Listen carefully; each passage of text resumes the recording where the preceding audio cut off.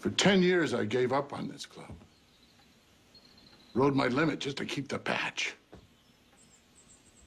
And then you came up. You know, you reminded me so much of John. It felt like maybe our idea still had a chance. Well, I'm not my old man. Oh, I'm very clear on that now. You need to rip him off the pedestal, Piney. JT bailed on all of us. You trying to tell me you didn't know about Maureen Ashby? About Trinity? Maureen was a distraction. But when your brother took a turn for the worse, your dad was right back here. Yeah, damage already done. We all do damage.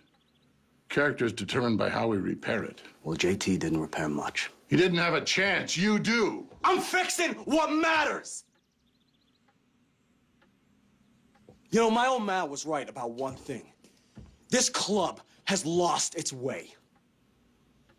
And I thought I was the guy that was gonna change that. And then I realized that that arrogance, that belief that one man can change it, is what drove my old man into the ground. Defeat is not what killed your father. I don't want to hear about history.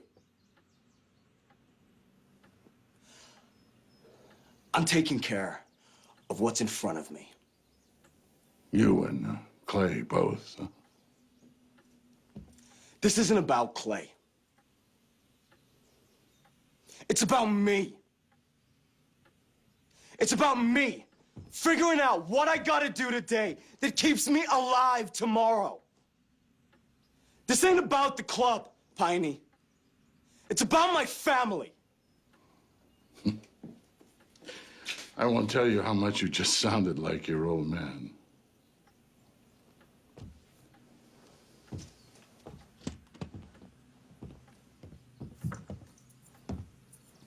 Your father he was the best man I ever knew.